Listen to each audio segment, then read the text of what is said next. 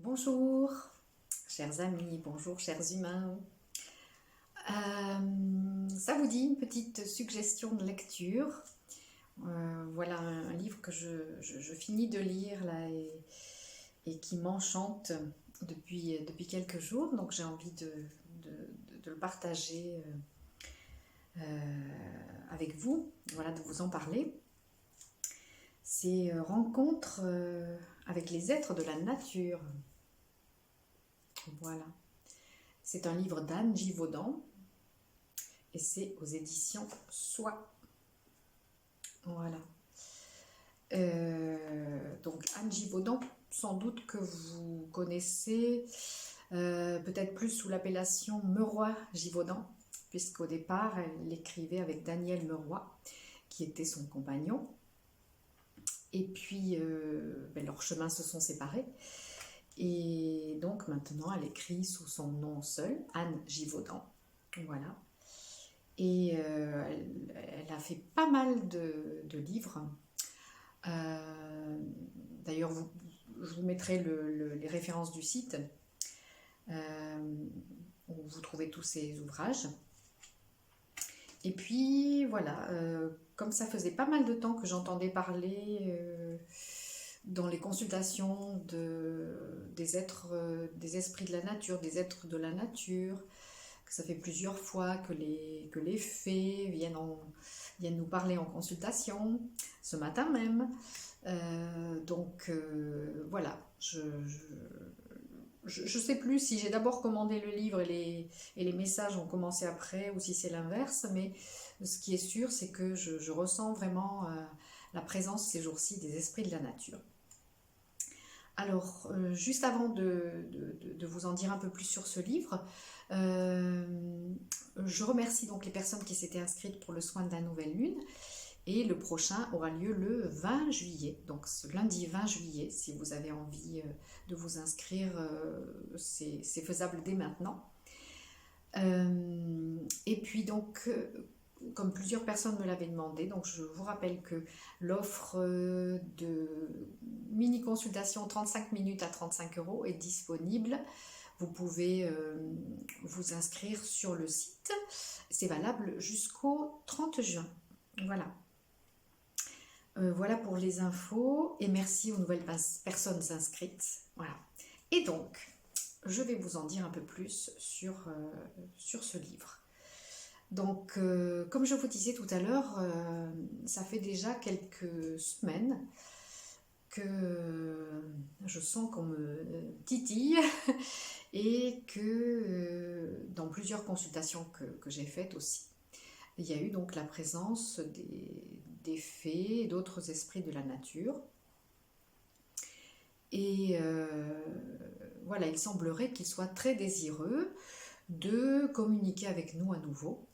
Donc, pour certaines personnes, c'est déjà fait. Vous avez peut-être déjà repris contact avec ces esprits de la nature, dont on a dit pendant longtemps qu'ils n'existaient pas. Hein, et quand on est enfant, on a tendance à les percevoir naturellement, jusqu'à ce qu'on nous dise et nous répète que tout ça, c'est pas vrai, que ça n'existe pas, à part dans les histoires, dans les contes. Et donc, nous finissons par nous persuader effectivement que c'est le fruit de notre imagination et que ces esprits de la nature n'existent pas, que ces êtres de la nature n'existent pas. Alors qu'en fait, et de plus en plus de personnes clairvoyantes ou clairsentantes ou clairaudientes perçoivent ces présences. Donc, moi j'ai eu la chance il y a quelques années de voir des fées avec mes yeux physiques, un petit matin d'été, je me souviens. J'ai vu des petites lumières, un peu comme la fée Clochette, vous savez, ça ressemble vraiment à ça, à la fée Clochette, qui voltait autour de moi. J'étais dans mon lit et je les entendais bruisser, chuchoter autour de moi. Et voilà, là je les ai vraiment vus avec mes yeux physiques. Et puis sinon, je continue à les percevoir, mais plus avec les yeux du cœur ou de l'esprit, comme on dit. Mais je ne désespère pas de les revoir aussi avec mes yeux physiques prochainement. D'ailleurs, voilà, on a repris contact dans mon jardin. Donc dans ce livre, Rencontre avec les êtres de la nature, donc d'Anne Givaudan, il y a aussi quelques très jolies illustrations et il y a même des photos. Donc vous pourrez voir, qu'est-ce que je peux vous montrer là. Je vais vous montrer un dessin. Voilà, par exemple, petit dessin d'un lutin. Et puis, donc, je vous disais, il y a aussi des photos. Alors là, les photos, je ne sais pas si vous verrez bien. Par exemple, ici, vous avez une photo. Hop, et on a zoomé sur le personnage, sur le gnome qui est en photo là. Voilà. Alors personnellement, j'avais déjà des informations, notamment plusieurs fois où on a fait des randos en forêt avec un groupe avec qui je faisais beaucoup de sorties énergétiques. Et les esprits de la nature, notamment les gnomes, me parlaient au fur et à mesure qu'on avançait dans la forêt. Et ça coïncide bien avec ce qui est dit dans cet ouvrage. Alors, ce que je vais faire, c'est vous énumérer la table des matières, donc le sommaire, comme ça vous donne une idée un peu plus précise du contenu. Alors, d'abord l'introduction, ensuite, aujourd'hui, qu'en est-il? Troisième chapitre, l'éther. Ensuite, désir de contact. Ensuite, les entités mal intentionnées, parce qu'il peut y en avoir, paraît-il. Les êtres de la nature et religion. Ensuite, qui sont ces êtres? Donc là, vous avez les elfes, les sylphes, les gnomes, les lutins, les salamandres, les ondins et ondines, les fées, les dévas, l'âme groupe, les entités angéliques, les peuples de la terre creuse aussi. Et ensuite, vous avez qui voit ces êtres avec facilité, où sont ces êtres, comment entrer en contact avec eux, risques à signaler, et les messages. Donc là, en fin du livre, vous avez les messages d'un lutin, un gnome. Troisième message, ça s'appelle le temps des fées. Ensuite, le peuple de l'eau, puis les salamandres et l'elfe. Voilà, et les trois derniers chapitres, c'est naissance sur terre, Pan, et ça termine par des témoignages. Voilà. Donc c'est un livre qui fait 200 et quelques pages.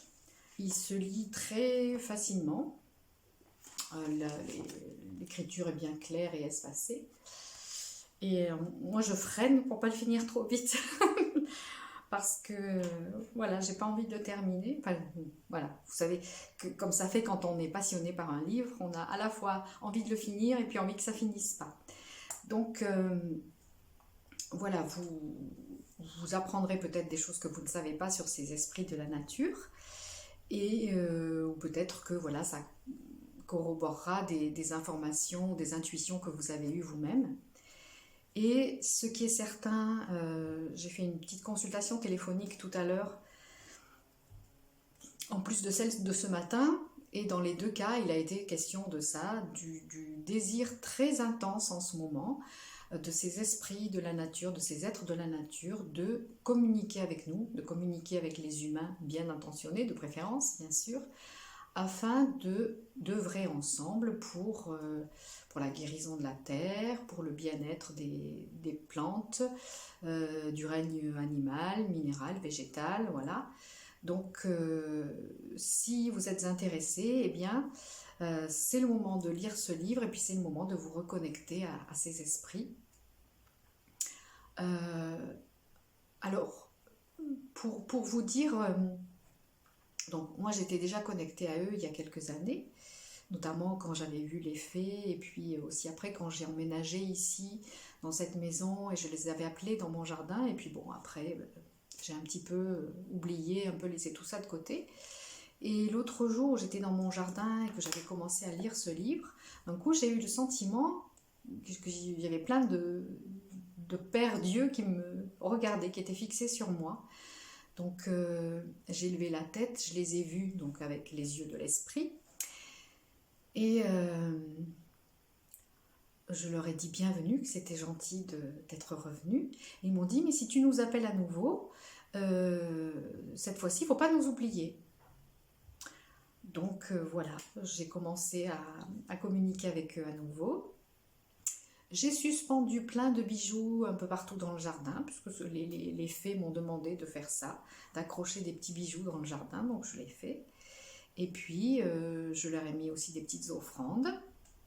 Donc vous verrez dans cet ouvrage que les esprits de la nature aiment bien se nourrir. Ils aiment bien le lait, ils aiment bien les biscuits, les gâteaux.